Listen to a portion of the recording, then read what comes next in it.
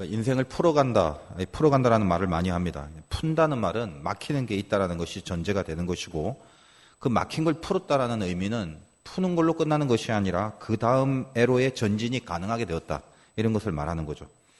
그러므로 막힌다라는 것은 전진이 더 이상 안 되는 상태를 말합니다. 예를 들면 돈 문제가 막혔습니다. 그래서 그 사업의 전진이 안 되고, 또 건강의 문제가 막혔습니다. 그렇기 때문에 그 다음에 할 수 있는 어떤 일들의 전진이 불가능한 상태가 되는 것이죠. 그래서 인생의 어떤 해법, 정답이라는 것은 풀고 나서 그 다음으로 나가게 하는 역할을 해줄 때 그것을 정답이다, 이렇게 이야기를 합니다. 그래서 인생을 푼다는 것은 정답을 갖게 되는 것이고, 이 정답은 풀고 나서 전진의 상태로 가게 하는 그 역할을 가능하게 해주는 것이 정답이다라는 것입니다. 우리 예수 믿는 사람들의 정답은 말할 것도 없이 믿음이고 또 신앙입니다.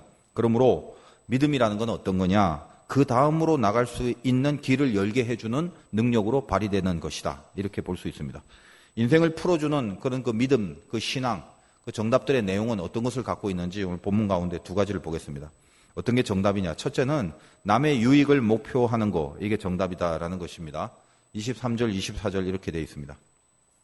모든 것이 가하나 모든 것이 유익한 것은 아니요, 모든 것이 가하나 모든 것이 덕을 세우는 것은 아니니 누구든지 자기의 유익을 구하지 말고 남의 유익을 구하라. 흔히 많이 들은 그런 이야기일 수도 있습니다만, 남의 유익, 요 네 글자를 좀 가슴에 새겼으면 좋겠습니다. 우리 이제껏 고린도전서 8장에서 10장까지 뭘 다루었습니까? 이 다루었던 주된 이슈가 우상에게 바쳤던 제물에 대하여, 표면적으로는 그걸 먹느냐 마느냐 이런 거에 대한 갈등과 해석들이 쭉 이렇게 다루어져 있습니다만, 사실은 그 우상 제물에 대한 이슈를 가지고 사도 바울은 내면적으로 신자라면 모름지기 가져야 될 믿음의 내용이 뭔지, 믿음의 원리가 뭔지, 이거를 설명해 주는 메시지라고 제가 이렇게 말씀을 많이 드렸습니다. 우상 제물은, 우상이라는 게 원래 신이 아니기 때문에 그 신이 아니다라는 것을 아는 자에게는 그거 먹어봤자 무슨 꺼리낌이 있겠습니까? 자유해도 되지만, 혹시 그것이 다른 이들의 신앙을 방해하거나 시험이 되는 상황 속에 처해져 있다면 사도 바울은 그들에게 피해를 끼치지 않으려고, 그들의 믿음을 약하게 만들지 않으려고 우상한테 바쳤던 제물뿐만 아니라 아예 고기 자체를 아예 안 먹겠다라는 이런 아주 강력한 그런 동기를 갖고 이렇게 말씀을 계속 이제 이끌어가고 있습니다. 그리고 그 바울의 신앙을 통해서 우상에게 섬겼던 제물을 먹냐 마냐의 단순한 논리가 아니라 도대체 신앙하는 법이 뭔지, 믿음의 삶을 살아간다는 원리가 뭔지, 이런 걸 이제 터득하기를 바란다라는 거죠. 어느 것이 옳으냐 이거 갖고, 또 이러면 되냐 안 되냐 갖고 깊은 갈등과 논란이 계속되고 있었던 상황 속에 있었습니다. 특별히 고린도라는 곳은 지혜문학, 철학 이런 것이 발달돼서 따지기 좋아하고 시시비비 가르는 논리와 수사학이 발달됐기 때문에 온통 집중하고 있는 게 그거죠. 맞냐 틀리냐, 이파 저파, 이당 저당 기타 등등. 그런 가운데 바울은 그런 식으로 모든 것을 꼼꼼하게 설명은 분명히 했습니다만, 결론에 가서 신앙은 굉장히 명료하고 간단하죠. 특별히 오늘 말씀도 이제 그 결론에 대한 부분이 나와 있지 않습니까? 8장부터 계속되어 있는 우상 제물에 대한 그 모든 이슈들을 이제 마지막에 오늘 이 10장 끝 부분으로 결론을 짓습니다. 굉장히 명료합니다. 남의 유익 생각해라, 이것으로 결론 짓습니다. 나의 유익이 아니라 남의 유익을 생각해라. 그것이 모든 판단의 그 기준의 근본이다. 그 근본 잃어버리면 안 된다. 그리고 진짜 믿음이 있다면 남의 유익, 그거 생각하지 않는 사람은 진짜 믿음 아니다, 이 말을 결론적으로 이끌어내고 있습니다. 우리가 주님 안에 살면서 잊어버리지 말아야 될 것들이 많죠. 근데 진짜 잊어버리지 말아야 될 것은 뭐냐라고 했을 때, 총체적으로 우리가 살아가는 운명입니다. 이 운명의 길이 세상 사람과 우리 예수 믿는 사람이 이끌어가는 길, 이 운명이 풀어지는 방법이 다르다는 걸 절대로 잊지 말라는 거예요. 이걸 모르면요, 자꾸 비교를 하게 된단 말이죠. 똑같은 원리로 살려고 허겁지겁 하다가 결국 이것도 안 되고 저것도 안 되고 차지도 덥지도 않고 이상하게 돼버린단 말입니다. 우리가 살아가는 운명의 길은 다릅니다. 신자가 되는 순간 달라진단 말이에요. 바로의 말을 따르는 것은 애굽인들이 해야 될 정답이죠. 애굽에서 살아야 바로의 말을 듣는 것이 정답이 되지 않습니까? 근데 이걸 모르면 어때요? 우리는 애굽에서 살지 않으면서도 바로의 말을 들으려고 하니까 이게 아무것도 안 되는 거예요. 예수를 믿었다는 건 뭡니까? 애굽에서 나온 거죠. 홍해바다를 건넌 거죠. 이제부터는 하나님의 말씀이라는 게시판이 있고, 그 게시판은 애굽에는 없었습니다. 애굽에서 나와야 게시판이 있다고요. 그 게시판을 보면서 가는 게 풀어가는 인생이라는 거예요. 게시판을 봐야 풀리는 인생인데 이걸 모르면 우리는 절대 우리 인생이 신앙 안에서 풀리지 않습니다. 주님 안에서 풀리는 법이 없다고요. 지가 풀었다고 착각을 하고 살 뿐이지. 제일 답답한 사람이 뭡니까? 광야에서 다시 말하여 애굽을 떠나왔는데도 불구하고 그 게시판을 안 따라가고 애굽에 있는 바로의 말에 귀를 기울이고 거기에 자꾸 관심을 갖고 있고 거기에 침을 질질 흘리고 이러는 사람 제일 답답한 사람이란 말이에요. 왜 그렇습니까? 광야라는 게 뭐예요? 좀 힘들고 어려움이 있지만 이 광야는 우리에게 신분을 보장한 곳입니다. 어떤 신분? 하나님의 백성이란 신분이에요. 그러니까 하나님의 백성이기 때문에 광야에 있는 거기 때문에 광야는 힘들지만 이미 신분이 애굽인하고 달라요. 하나님 백성이라는 것입니다. 그러니까 하나님의 백성으로 살아가는 정체를 갖고 있으면서도 불구하고 그 신분의 사람이 애굽의 삶을 답습하려고 하니 그러면 어떻게 여기에 영적인 전진과 하나님이 바라시는 약속의 전진이 있을 수 있겠습니까? 계속 막힐 뿐이죠. 가끔 이제 목회하면서 신자들의 고민을 상담하거나 이제 기도를 해주려고 쭉 사정을 들어보면 속에서 좀 답답한 게 있습니다. 뭐냐? 제가 볼 때는 이게 절대 해법이 아니거든요. 근데 그분이 막 추구하고 그 신자가 막 생각하고 목사님이 이렇게 됐으면 좋겠는데 하는 그게 절대 그래서는 안 되는 건데 자꾸 그거를 노리고 있어요. 그래서 그렇게 돼야만 인생이 풀려지기 때문에 하나님이 좀 그렇게 풀어주십사 하는 강구를 저에게 부탁을 합니다. 제가 볼 때는 절대 답이 아니고 정답이 아니거든요. 그건요. 생각의 전환이 있어야 돼요. 생각의 전환이 절대 안 되고 있는데 광야라는 신분 속에서 애굽의 생각을 하고 있는데 어떻게 그게 막힌 게 풀릴 수 있겠습니까? 그러면서도 계속 어떻게 합니까? 막혔는데 어떤 방법이 어떻게 하지 이게 이렇게 풀어지죠? 그렇게 풀어지면 안 되는 거거든요. 사실은. 그런 경우가 좀 많아요. 좀 답답한데. 여러분 이 세상 사람들의 목표는 하나입니다. 자기 유익.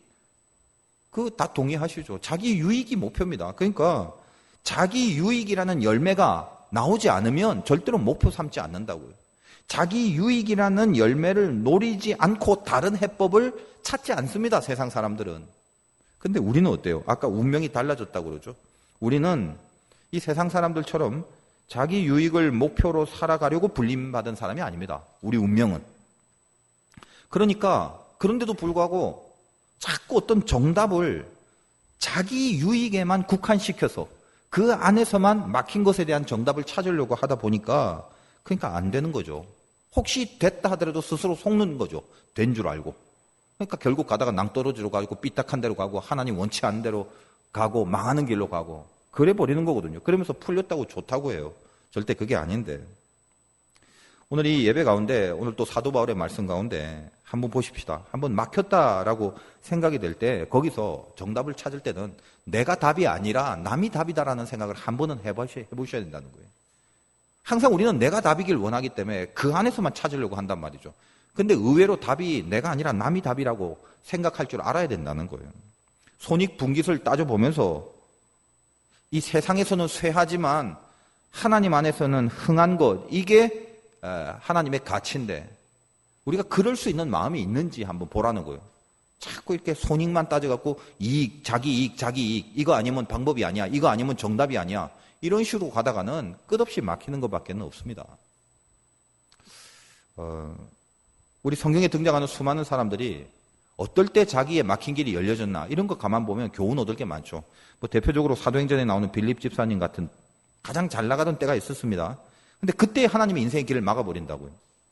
성경 표현에 의하면 굉장히 구체적으로 예를 들어 그 막힌 것을 주의 사자가 직접 하셨다라는 그런 얘기를 해요. 그러니까 우연히 어떻게 막힌 길로 들어간 게 아니라 하나님이 작정을 하고 잘 나가던 빌립 집사의 길을 막아버렸어요. 성령이 주의 사자가 친히 빌립을 광야로 내모러 갔다 이렇게 이야기를 합니다. 예수님도 마찬가지죠. 우연히 광야로 들어간 게 아니라 성경에 보면 성령이 예수를 광야로 이끌었다. 거기서 뭘 터득합니까? 인생의 정답. 그거를 이미 알고 있는 정답을 굳건하게 다지는 그런 기회로 삼죠. 어떤 거예요? 사람이 떡으로만 사는 게 아니다. 사람들은 떡을 구하는 게 정답인 줄 알아요. 그리고 떡만 찾으면 해결이 될 줄 안단 말이에요. 근데 예수님의 답은 어디 있습니까? 떡으로만 살 것이 아니다. 이거를 굳건하게 다지시는 그 시간이 됐죠. 자기 유익을 위해서라면, 예수님이 나만을 위했다면 하나님 이 잔 내가 버겁고 싫으니까 그냥 피해가기를 원합니다. 이랬다면 사람은 떡으로만 사는 거죠. 그러므로 십자가 질 마음 혹은 십자가를 과연 내가 받아들여야 될까라는 것에 대해서 피할 수도 있었겠죠. 그러나 어떻습니까? 주님이 성령께서 친히 이끄는 광야로 가서 거기서 뭘 터득한 것입니까? 자기 유익이 아니라 남의 유익. 예수님 알다시피 온 인류의 유익을 위해서 자신의 인생의 정답이 뭔지 확실하게 아셨죠. 인생이라는 것은 해답이 남의 유익이다. 그거 아니겠습니까? 온 인류의 유익을 위하여. 그렇게 십자가를 감수하시는 그 작정과 그 확실한 그 연단과 그리고 그 확실한 그 목표를 이 광야 시간에 다 정하셨다라는 겁니다. 물론 하나님께서는 그 모습을 보시고 그의 메시아의 사역을 인정했던 그 시간이 될 수도 있었죠. 아까 말씀드린 빌립 한번 봅시다. 설교를 잘했죠. 그래서 이 설교를 통해서 수많은 사람들이 하나님 앞에 돌아왔습니다. 엄청난 일들이 벌어지고 있었어요. 뿐만 아니라 능력과 표적들도 일어났어요. 그러니까 빌립이 가는 곳에는 엄청난 사건들이 계속적으로 일어났다는 것입니다. 아주 잘 나갈, 정말 잘 나갈 그때에 주의 사자가 친히 빌립을 사람 한 명도 없는 황량한 벌판, 광야로 쭉 내몰아 가십니다. 빌립의 입장에선 길이 다 막힌 거죠. 뭐 할 수 있는 뭐가 있어야죠. 뭐 설교를 하려도 들을 사람이 있나? 무슨 표적과 능력이 나타나는데 뭐 치유할 사람이라도 있나? 황량한 벌판으로 그냥 가는 겁니다. 근데 만약에 빌립이 거기서 내가 이 막힌 곳에서 정답이 뭘까를 생각할 때 끊임없이 자기 유익을 추구했다라면 거기서 이루어지는 하나님의 섭리와는 못 만났을 거예요. 빌립에게는 허락된 길, 즉 영광의 인생, 그게 있었습니다. 그런데 그 영광의 인생이 풀려야 영광의 인생이 되는데 자기 유익을 구하는 그런 마음으로 있었다면 절대로 풀리지 않았겠죠. 그러나 빌립은 역시 하나님의 사람입니다. 그는 정답을 알았어요. 정답이 내가 아님을 알았습니다. 정답은 내가 아니라 남이었어요. 거대한 아프리카 대륙의 여왕, 엄청난 땅덩어리에 그 대륙의 여왕의 국고를 맡은 넷이 그 딱 한 명을 만나기 위하여 빌립은 이 광야로 내몰아가게 되는 것입니다. 그 사람을 만날지 안 만날지 몰랐어요. 근데 거기 가서 만나게 됩니다. 복음을 전합니다. 어떻게 그 한 명 만난 사람이 그 어마어마한 권세를 갖고 있는 사람일 뿐만 아니라 성경을 읽으면서 성경을 궁금해했던 그런 성경에 대한 갈급함이 있었던 사람이라는 거죠. 그 한 명을 만나서 결국은 복음을 전하고 이 내시가 아프리카 대륙에 들어가서 우리가 알고 있는 그 대륙의 첫 복음의 시발점이 되는 엄청난 영광의 역사를 창출하는 길이 열리더라는 것입니다. 그게 빌립에게 있어서는 하나님이 길을 막으시고 그 막힌 길을 통해서 남의 유익이라는 코드를 잡는 순간 그 다음에 길이, 영광의 길이 열리게 되는 그런 모습으로 빌립을 이끄는 우리는 그 사건을 우리가 알고 있습니다. 아무리 생각해도 나의 유익이 안 보여질 때가 있습니다. 살다 보면. 이렇게 하면은 유익하지 않을 건데 내 유익이 없는데 그래서 막 맡겼다라고 생각할 때가 있다는 거예요. 근데 그때가 하나님은 거기서 정답은 네가 아니라 남이다. 정답은 내가 아니라 남이다. 이걸 가르쳐주는 길을 열게 해주시는 순간이라는 걸 잊지 마십시오. 그러니까 막힐 때는 생각의 전환을 빨리 하셔야 돼요. 자기 유익이란 틀 속에 갇혀서 자꾸만 그 안에서만 매몰되지 말고 빨리 그 안에서 여기에 대한 정답이 내가 아니라 남이다라는 걸 딱 생각하는 순간 남의 유익이라는 코드를 붙잡는 순간 하나님이 원하시는 길이 열려지는 경험을 하게 된다는 것입니다. 그게 정답입니다.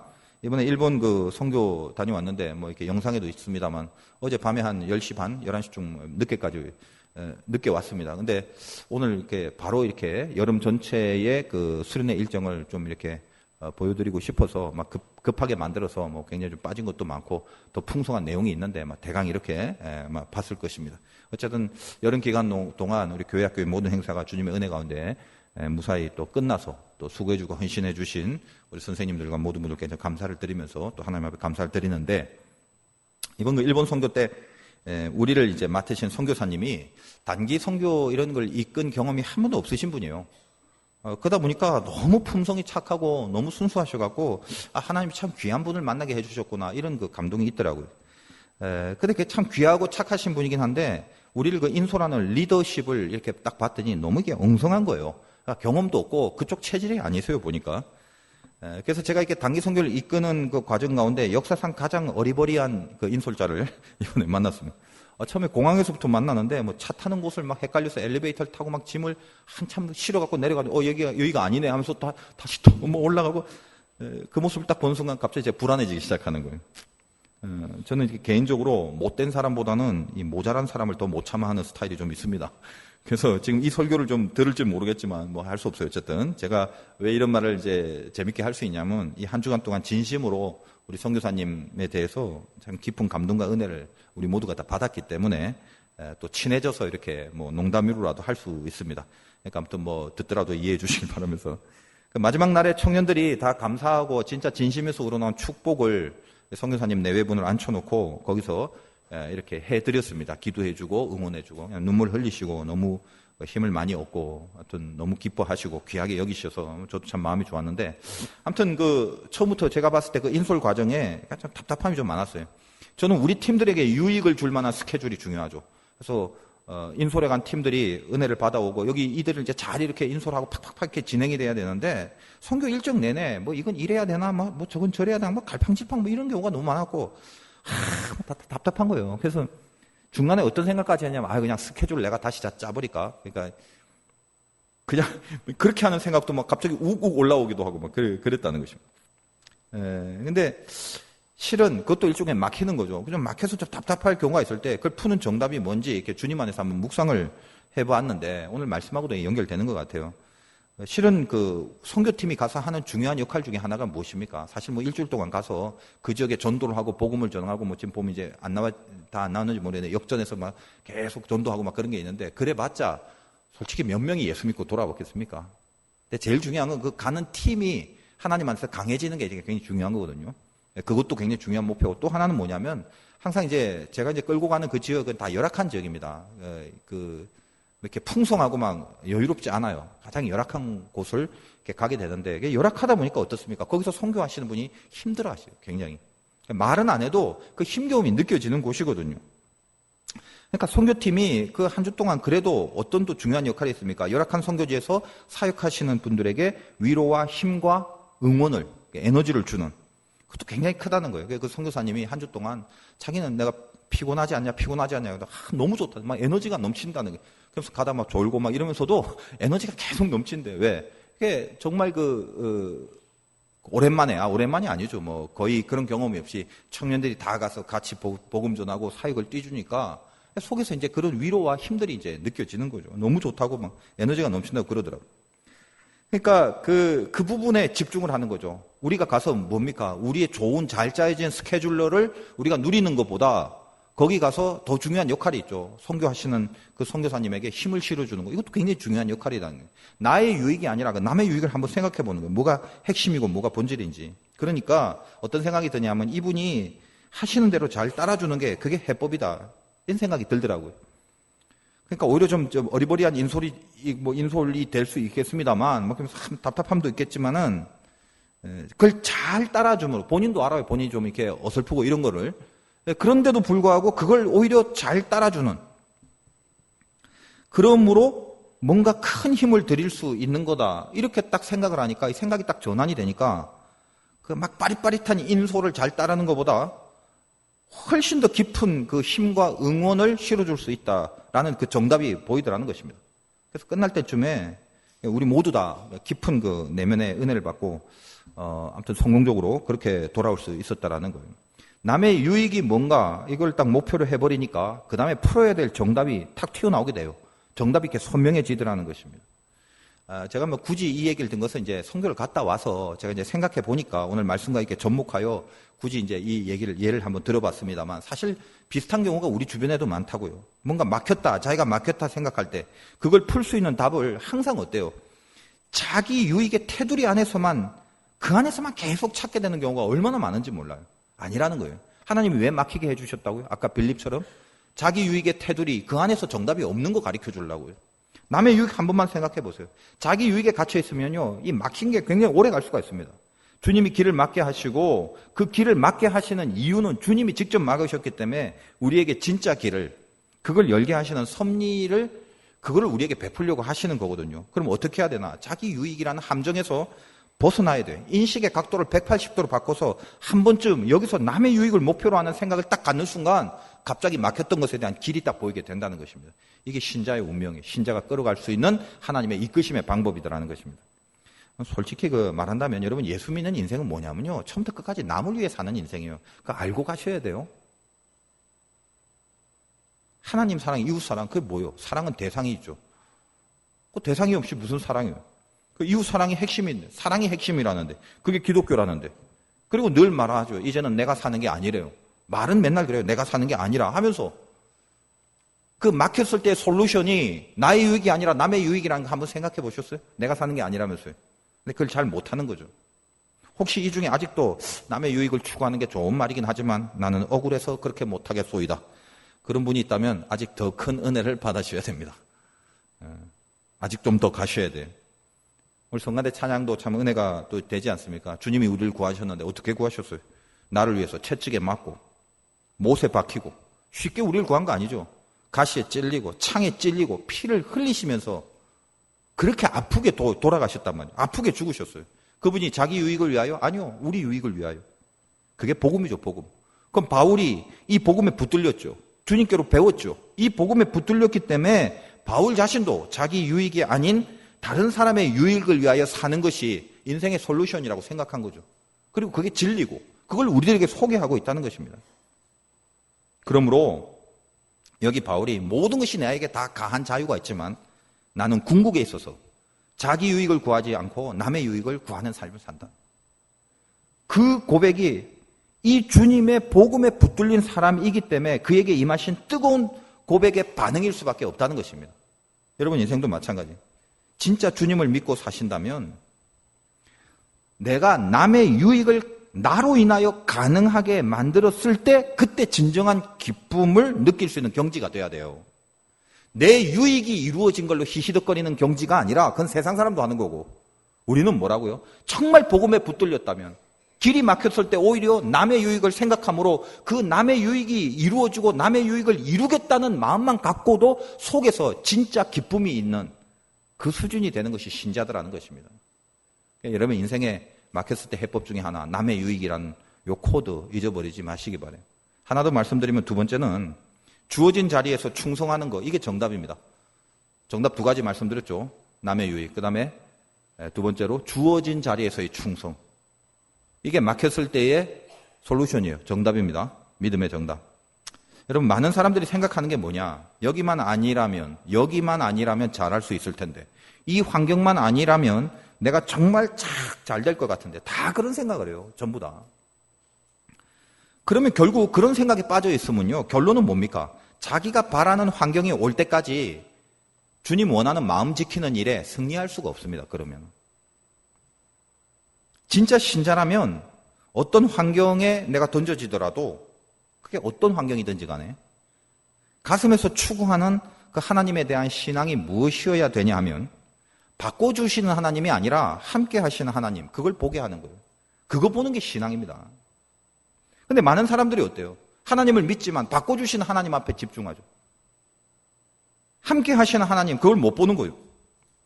하나님이 우리를 인도하시는 방법 중에 대표적인 것이 뭐냐? 마음에 안 드는 환경에 집어넣는 거예요. 마음에 안 드는 환경 속에 집어넣고 그래 놓고 거기서 요구하시는 것을 이루게 하십니다. 왜 그러냐요? 왜? 그곳에서 이루어내시려는 목표가 분명하시기 때문이에요. 신자들은요, 마음에 안 드는 환경을 들어가면 이 마음에 안 드는 환경 속에서 혹시 거기서 이기고 승리를 했다면 마음에 안 드는 환경에서 이기는 유일한 조건이 뭐냐? 함께 하심밖에 없어요. 함께 하심. 그거거든요. 함께 하심. 그래서 하나님은 그걸 제일 원하세요. 불 속이라도 물 속이라도 불에서 건져냄을 당하고 물 속에서 건져내서 다른 곳으로 피해가는 게 중요한 게 아니라 그게 원하는 게 아니에요. 불 속이라도 물 속이라도 함께 하심. 그걸 이루어내는 거. 이게 하나님의 소원이란 말이죠. 여러분 성경에 등장하는 많은 사람들 보십시오. 원하고 바라는 환경 속에서 주의 일 한 적 한 명도 없어요. 한 명도. 다 뭐라고요? 원치 않은 환경 속에 집어쳐놓고 거기서 함께 하심을 이루어내므로 존귀하게 됐다라는 거예요. 여러분 모세 한번 보십시오. 불림받은 순간이 언제였어요? 40대 막 팔팔할 때 애굽에 막 왕자로 있을 때 아니죠. 쫓겨나서 저 광야에 가서 나이 80이 돼서 나이 가장 많을 때 아무것도 할 수 없는 나이에 가장 열악한 미디안 광야에서 장인아버지 대릴 사위처럼 거기 있으면서 양치면서 끝났다라고 생각할 때 그때 하나님이 미션을 주잖아요. 그럼 그 미션을 이루려면 그 마음에 안 드는 그 시공간 속에서 이 미션을 이루기 위하여 모세가 할 수 있는 한 가지 일 뭡니까? 함께 하심. 그 함께 하심 말고는 방법이 없는 환경 속에 집어넣는단 말이에요. 그래서 함께 하심으로 존귀하게 만드는 거예요. 요나 같은 경우 어때요? 니누에 가라. 싫죠. 그 제일 싫어요. 거기 마음에 안 들어요. 근데 하나님 물고기 뱃속에 집어넣으시고 거기서 뭡니까? 내가 다시 주의 성전을 바라보겠나이다. 뭘 알아요? 어디냐가 중요한 게 아니라 마음에 드는 곳이 어디냐, 여기에 관심을 갖고 있다가 함께 하심에 붙들리죠. 그러므로 이 함께 하심을 만드는 그 자리에서 요나에게 쓰임받는 자리까지 가게 되는 것입니다. 기도원 보세요. 맨날 강한 용사. 언제 용사인 적이 있었나요, 기도원이? 항상 약하고 힘들 때. 그래서 누가 뺏어먹을까봐 두려워하면서 포도주 틀 속에서 그 곡식을 까서 눈치 보면서 까먹던 그 약한 자, 그에게 하나님이 나가서 강한 용사라고 그러죠. 그리고 그때 시국이 어떻습니까? 민족적인 순환이 가장 극에 달할 때 거기서 어떻게 용사가 될 수 있어요? 함께 하심. 그거 말고는 절대로 용사가 될 수 없게 하는 상황과 자리란 말이죠. 그러므로 그 함께 하심이 없이는 아무것도 할 수 없는 상황 속에서 오로지 딱 하나 함께 하심, 그거로 말미암아 주님 앞에 쓰임받는 자리로 데리고 가는 거. 여러분, 우리가 못마땅하고 이것만 아니었으면, 여기만 아니었으면, 이 사람만 아니었으면 그 속에 던져진 이유가 뭐라고요? 함께 하심 하나 이뤄내려고요. 그 방법으로 이뤄낼 수밖에 없고 그 방법으로 극복할 수밖에 없게 만드시려고. 다 어떤 메시지예요? 지금은 싫어, 여기는 안 돼. 지금은 싫어, 시간이 마음에 안 들어요. 여기는 싫어, 공간이 마음에 안 들어요. 내가 원치 않는 시간과 공간, 그 자리에서 충성을 요구한다. 충성을. 그 자리에서. 주님과 함께 하지 않고는 절대로 충성할 수 없는 환경, 그걸 통해서 하나 빼냅니다. 함께 하심. 여러분, 인생을 착각하지 마십시오. 환경이 풀어가는 게 인생이 아니라 함께 하심이 풀어가는 게 인생이라고. 25절부터 봅시다. 무릇 시장에서 파는 것은 양심을 위하여 묻지 말고 먹으라. 이는 땅과 거기에 충만한 것이 주의 것임이라. 불신자 중 누가 너희를 청할 때 너희가 가고자 하거든 너희 앞에 차려놓은 것 무엇이든지 양심을 위하여 묻지 말고 먹으라. 누가 너희에게 이것이 재물이라 말하거든 알게 한 자와 그 양심을 위하여 먹지 말라. 내가 말한 양심은 너희 것이 아니오 남의 것이. 어찌하여 내 자유가 남의 양심으로 말미암아 판단을 받으리요. 자, 이게 어떤 말입니까? 누가 불러 대접했어요. 그 자리가 좋을 수도 있고 싫을 수도 있겠죠. 우리도 마찬가지 아닙니까? 어디서 초청을 받았는데 너무 대우를 좋게 받고 너무 좋은 거예요. 막 가고 싶고 마음에 들고. 근데 어느 날 갔더니 정말 이거는 뭐 모멸감을 느끼게 하고 괜히 불러놓고 막 이상하게 만들고 정말 가기 싫죠. 그러니까 내가 가기 싫으면 안 가면 될 거 아니에요. 근데 쓰임받는 자는 어때요? 하나님의 뜻이 있고 그러려면 싫어도 가야 되는 자리가 있잖아요. 우리는 인생이 사명이라면서요. 여러분 던져진 자리 자체가 사명이에요. 여러분의 일, 가정, 여러분의 그 만남의 관계, 그 안에서 그냥 살라고 그곳에 보낸 게 아니라 사명이란 말이에요. 사명. 그래서 골라서 가는 게 아니라 던져진 자리는 하나님께서 던져줬기 때문에 거기서 이룰 걸 이루는 걸 해야 돼요. 지금 여기 사도 바울 마찬가지입니다. 그래서 어느 때는 여기 와서 우상 제물로 대접한 데가 있다. 불러놓고. 그리고 이건 뭐 아무것도 아니니까 먹어라. 그렇게 얘기할 때는 이게 우상의 제물이든 뭐든 마음대로 먹을 수 있는 자유가 있다. 근데 어느 집은 똑같은 고기인데도 왠지 깨림직직하면서 이거 우상 제물 섬기고 난 고기인데 저 사람 먹을까 말까, 저 먹으면 안 될 것 같은데 뭐 이런 사람이 있다면 뭐 먹지 마라. 똑같은데 어떤 거예요? 이게 뭘 말하는 것입니까? 마음에 드는 자리만 골라서 가려고 안 하죠. 사도 바울은. 자유함을 누릴 수 있는 자리에 갈 수도 있고 또 그렇지 않고 뭔가 신경 써야 될 자리도 있고 여러 가지가 있을 수 있다는 것입니다. 꺼리낌 없는 곳에 가서 마음대로 자유하게 먹을 수 있고 양심에 걸려서 실족할 자리에 가게 되면 내가 마음껏 먹는 자리는 마음껏 먹겠지만 입에도 안 되는 자리는 입에도 안 될 것이다. 26절. 이는 땅과 거기 충만한 것이 주의 것입니다. 거기 충만한 것이 다 누구 거라고? 하나님 거란 말이에요. 그러므로 다 하나님 거기 때문에 잘 보세요. 어디에 던져졌냐? 내가 지금 처한 그곳이 내 마음에 드냐? 내가 원하는 곳이냐? 이런 게 1차적으로 중요한 게 아니라 31절에 그런즉 너희가 먹든지 마시든지 무엇을 하든지 다 하나님의 영광을 위하여 하라. 자리가 뭐냐가 중요한 게 아니라 영광을 위해서 하는 것, 진리가 중요한 거예요. 진리가. 내가 던져진 곳이 마음에 들든 마음에 안 들든 이렇게 해야 되고 저렇게 해야 되는 여러 가지 것들이 있는데 그런 여러 가지를 어떻게 해야 되는가가 아니라 그래서 좋은 것만 골라가는 게 아니라 함께 하심을 지켜내는 충성. 그게 정답입니다. 여러분이 있는 자리, 거기서 원하는 곳으로 가는 게 정답이 아니라 여러분이 있는 그 자리, 거기서 하나님 앞에 충성을 뽑아낼 수 있는 것이 정답이란 말이에요. 뭘 통해서? 함께 하심을 통해서. 그게 신앙이라는 거예요. 제가 일본 우리 선교 갔을 때 거기 현지 목사님, 일본 목사님 카토라는 아주 나이가 오래되신 지긋한 그 현지 목사님 만나서 또 그 교회까지 이제 방문하게 되었습니다. 아주 그 작고 초라한 교회인데 뭐 교인도 얼마 안 돼요. 현지인, 일본 현지인이죠.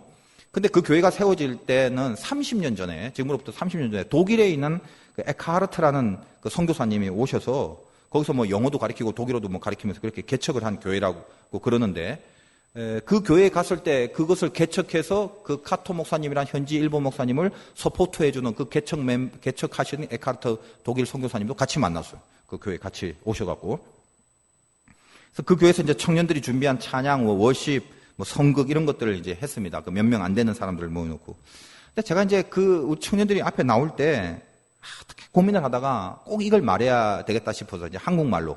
그러니까 현지인들은 못 알아듣죠. 우리만 알아듣는. 쭉 앞에 청년들이 진행해서 내가 그런 얘기를 했어요. 저 뒤에 서서. 그 일본은 사람 한 명이 아니라 100명이 돼요. 일당 100짜리 돼요.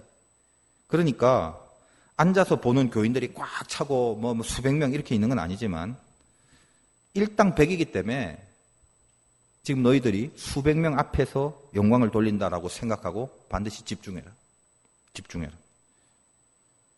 제가 그런 얘기를 했습니다. 그러니까 우리 그 애들이 참 얼마나 그 은혜롭게 하는지, 그건 좀 속에서 이렇게 눈물이 많이 나서, 참 은혜가 되더라고요. 몰라. 나 혼자 그런 생각인지 몰라도. 근데 다 그렇게 공감을 했어요. 실제로 뭐 공연 내내 막 그 기뻐하는 얼굴들, 거기서 막 계속 눈물 흘리는 그런 그 성도들, 그 현지인들 교회에 감동하는 분, 특히 뭐 목사님 너무 좋아하시고. 그래서 제가 뭘 느꼈냐면 주어진 자리, 우리에게 주어진 자리죠. 그 필드가 열악하지만 거기서 하나님의 함께 하심을 느꼈다는 것입니다. 청년들도 최선을 다해서 그 교회와 성도들을 섬기는 마음으로 하나님 앞에 영광을 드리는 시간이었습니다. 뭐 잠깐 나왔지만 요코하마라는 곳에 그 한 군데 거기 가서 뭐 소풍 나온 사람들이 많은데 뭐 오라고 하진 않았지만 그 많은 사람들이 그냥 보든 안 보든 그 많은 사람들 앞에서 또 이렇게 또 공연도 하고 또 워십도 하고 찬양도 하고 그렇게 했는데, 뭐 큰 필드에 가든 이런 작은 교회에 있든지 간에 성령의 은혜 가운데 했던 사역, 이게 의미가 있다라는 거예요. 작은 교회에서 했지만 여기에 성령의 은혜가 임재를 그것을 진심으로 노리고 했다면 너무나 귀한 자리가 될 수 있다는 거죠. 맡겨진 자리가 있다는 거예요. 자기가 주어진 자리가 작을 수가 있고 주어진 환경이 열악할 수도 있습니다. 사람도 공간도 보잘것없는 환경일 수도 있지만 거기에 던져진 그 순간 맡겨진 일을 충성스럽게 하는 청년들 제가 바라보면서 청년들 통해서 제 마음에도 참 은혜의 그 마음이 충만했습니다. 예배 후에 간단히 다가를 하면서 아까 말씀드린 개척하신 그 에크하르트라는 그 독일 목사님과 잠깐 그 대화를 좀 했는데, 원래는 그분이 젊었을 때 카메룬이라는 곳으로 그 아프리카죠. 그 선교를 하러 가려고 했대요. 근데 하나님이 일본으로 오게 하시는 거예요. 그래서 30년이 지나도록 여기서 목회를 지금 이제 이 일본 현지 목사님을 도우면서 계신다고.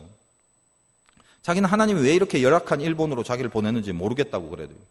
카메룬이라는 곳은 그냥 가서 그분 말씀이 그래요. 대강 동네 이렇게 돌면서 모이세요. 그러면 막 수만 사람이 자동으로 모인대요. 아프리카는. 그러니까 어떻게 보면 이게 굉장히 쉽다는 거죠. 근데 일본이라고 또 어떻습니까? 이 세계에서 복음 전에 가장 힘든 것이고, 뭐 과자 줄게 와라 해서 모이는 데입니까? 거기가? 일본이? 근데 거기서 30년을 선교를 위해서만 그 수많은 세월을 거기에 있다 보니까 일단 일본어가 거의 막 현지인 수준이더라고요. 잘하세요, 일본어. 뭐 독일어도 독일이니까 독일어 하시고, 뭐 영어도 잘하시고, 일본어도 잘하시고. 이런 얘기 저런 얘기 이렇게 하면서 자기는 처음에 일본에 하나님이 가라고 했을 때 이게 너무 뚱땅지 같은 소리래요. 일본어 글자를 봤더니 이게 무슨 글자인지 하나도 모르겠대. 유럽 문자하고 동양 문자가 완전히 차이가 나잖아요. 근데 막상 이렇게 보내주고 보니까 일본어도 뭐 히라가나 가타카나가 있는 가케키, 뭐 쿠키코 이러면서, 근데 독일어도 사실은 굉장히 딱딱해요. 아베 체드 에프게 하면서 뭐 이런 그 발음들의 체계가 그 원리가 비슷하더래요. 그걸 알게 됐다고. 그러면서 외려 자기는 좀 이렇게 쉽게 또 공부를 했다. 이런 말을 선교지에 와서 이제 그런 경험이 있다까지 말씀을 하시면서 저한테 참 재미있는 질문을 저한테 묻기를, 목사님, 자기가 본인 30년 동안 여기 있잖아요. 자기가 왜 여기에 왔는지, 이렇게 긴 시간이 지나도 이렇게 뭐 자꾸 열악한 이 교회, 이 일본 땅에 하나님이 왜 여기로 보내서 이 일본에서 내가 평생을 이렇게 지내게 하시는지 저한테 그 이유를 아시나요? 하면서 저한테 물어보더라고요. 저한테 물어요. 평생 자기는 그게 너무 궁금했대요. 왜 여기 있는지. 속으로 오죽 답답하면 저렇게 물으실까? 그 답답하다는 게 어떤 겁니까? 싫다는 게 아니라 인생이 신비죠. 저도 개인적으로 보면 지금 이 자리에서 이 시간에 지금 설교를 하고 있는 인생이라는 건 진짜 어렸을 때는 생각하지도 못했던 모습이거든요. 저도 묻고 싶죠. 저도 왜 목사가 됐는지 한번 묻고 싶고. 무슨 말씀이신지 제가 알겠어요. 그 신묘막측한 하나님의 섭리 앞에 그 하나님의 그 흘려 보내주시는 그 큰 흐름 앞에 인간이 어떻게 그걸 이해할 수 있겠습니까? 그저 신묘막측할 뿐이죠. 그래서 하는 질문이 나 왜 여기 있어요? 그거 아니에요? 저도 잘 모르겠다고 하면서 그런데 그분이 그래. 동양이라면 차라리 한국에 나왔으면 한국은 교회도 막 발전하고 부흥해서 할 일도 많은데 왜 하필 동양이면 동양 중에 차라리 한국이면 낫지 일본을 오게 됐냐. 그래서 제가 이렇게 얘기했어요. 목사님, 다른 사람이 왔으면 이렇게 작고 초라한 그런 교회일지 몰라도 다른 사람이 왔으면 지금 이런 주님의 재단이 세워지는 것은 불가능했을 것 같아요. 하나님이 다른 많은 종들도 있지만 다른 종들보다 목사님을 훨씬 더 사랑하셔서 아무도 몰라주는 이곳에 미랄처럼 하나님이 떨어뜨려 주신 곳이기. 목사님은 하나님이 진짜 사랑하는 종이라고 제가 그랬죠. 그러니까 아주 웃으시더라고요. 한 번도 빠짐없이 영어 독일어 가르치면서 지금 이 자리에서 그 나이 30년 이상을 선교를 하고 있다는 거예요. 여러분, 그런 사역이 있다는 것은 신문에도 나지도 않고 제가 가보지 않았으면 그런 분이 있다는 것도 몰랐고 제가 이렇게 얘기하지도 않으면 여러분은 저 일본 열도 한 시골 변두리에 세계에서 제일 잘 사는 유러피언 중에 한 명이 와서 30년을 거기서 그렇게 보내고 있다는 사실에 대해서 알 수도 없었겠죠. 그건 신문에도 나지도 않고 유명하지도 않습니다. 더군다나 한국에서는 모르는 것뿐만 아니라 말할 것도 없고 일본 자체에서도 아마 그 지역에서도 그런 분이 있다는 걸 거의 모를 거예요. 왜? 교회가 뭐 인원이 별로 없으니까 뭐 이렇게 유명한 어떤 그런 세력이 있는 데가 아니니까. 그런데 어떻습니까? 빠짐없이 늘 정해진 시간에 와서 그 사역을 교회에서 감당하신다는 거예요. 유러피언이에요. 머리도 이렇게 금발에 막 허우대도 이렇게 의젓하신. 근데 이 열악한 일본 복음의 불모지에서 구멍가게 같은 이 시골 작은 교회에서 30년이 넘도록 섬기고 사신 그 모습 자체가 아무 설명을 안 해도 저에게는 뭉클한 뜨거움으로 다가오더라는 것입니다. 왜요? 던져진 그 자리에서 그는 충성을 했기 때문에 그렇습니다. 그 충성은 누가 아는 충성이냐면 하나님만이 아는 충성. 아무도 박수 쳐주지 않는 유명세를 떨치는 그런 게 아니에요. 제가 어떤 교회 그 교육부서에서 사역을 할 때 그 교육관에 올라가는 그 1층에 주일학교 그 본당, 조그만 본당이 하나 있는데 늘 올라갈 때 어떤 권사님이 계속 거기서 청소를 해요. 그래서 그냥 뭐 어떻게 마음 잡고 청소하나 보다 했더니 그 다음에 왔더니 또 청소하고 그 다음에 또 청소하고 그래요. 교회가 좀 큰 교회라서 그 뭐 청소하시는 분 다 있어요. 다 있는데 꼭 그 권사님, 교사인데 와서 계속 그렇게 해요. 어떤 그 교회나 중견교회가 다 마찬가지입니다만, 자, 주일학교 살려야 됩니다. 뭐 교회학교 살려야 됩니다. 그러지만 결국 투자 안 합니다. 왜 그러냐면 기성세대들이 이 교회의 미래까지 실질적으로 염려하는 마인드가 사실은 없어요. 그건 어쩔 수 없습니다. 왜냐하면 그게 한계예요, 한계.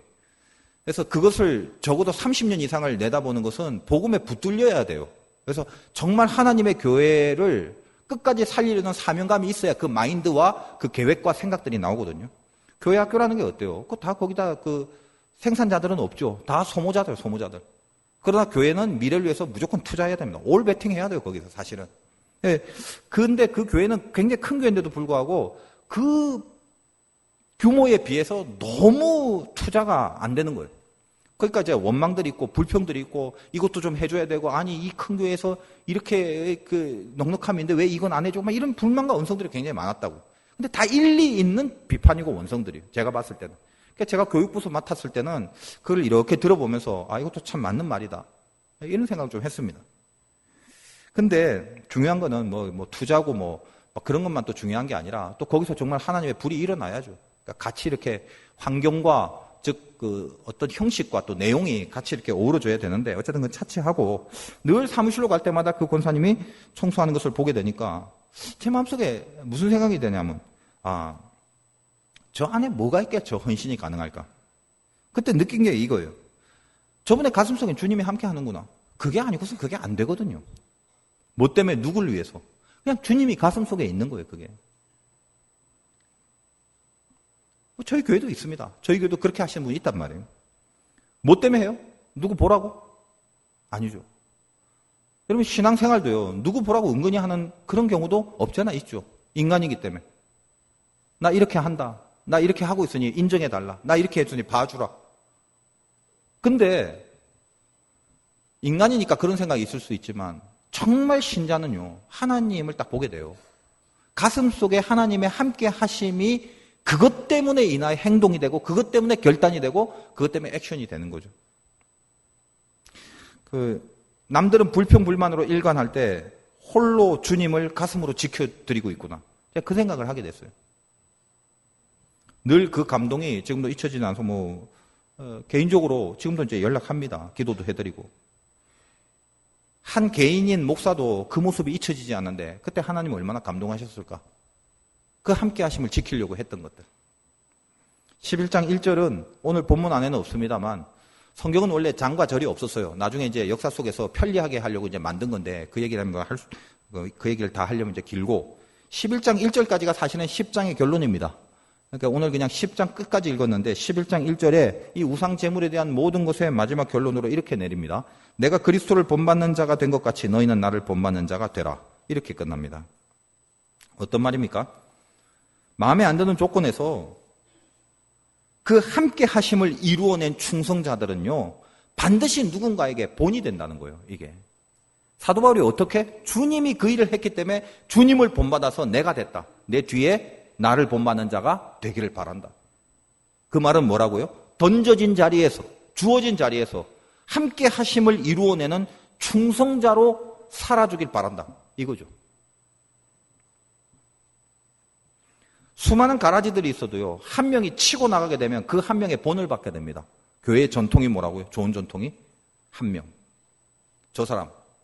그래서 그 사람을 따르고 싶은 한 명이 내 주변에 있다면 축복받은 거예요. 본받고 싶은 한 명이 내 주변에 있다는 건 굉장한 축복이에요. 의외로 근데 많지 않습니다.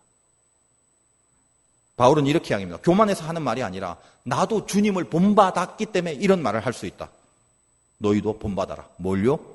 너희들이 떨어지고 주어지고 던져진 환경 속에 그 자리에서 함께 하심을 지켜내는 자로 서 있어라. 여러분이 자리를 지키는 곳에서 여러분이 던져진 그곳에서 함께 하심을 지키는 그 자리를 지켜내므로 그 충성은 여러분을 다음 길로 연결시키게 됩니다. 그 환경에 대한 변화가 있거나 그 환경을 갱신시키거나 아니면 이룰 걸 이루셨을 때 그 다음 길로 하나님께서 끌고 가시거나 그러니 우리 편에서 성급하고 조급하게 어떤 걸 결정하시면 안 돼요. 하나님의 손대주심이 따라올 수 있도록 지금을 만들어야 되는 게 필요하다는 것입니다. 그분께 다 맡기십시오. 내가 지금 할 수 있는 것은 가장 마음에 안 드는 그 자리에서 충성하는 것입니다. 뭘로요? 피해가거나 도망하거나 내 소원을 들어주시는 바램만으로만 반응하는 것이 아니라 가장 열악한 곳에서 그럼에도 함께 하심을 지켜내는 것으로. 이것이 우리 인생의 솔루션입니다. 여러분 막혔다 싶을 때 두 가지 기억하십시오. 남의 유익, 그 코드와 지금 내가 던져진 곳에서 하나님과의 함께 하심을 지켜내는 것.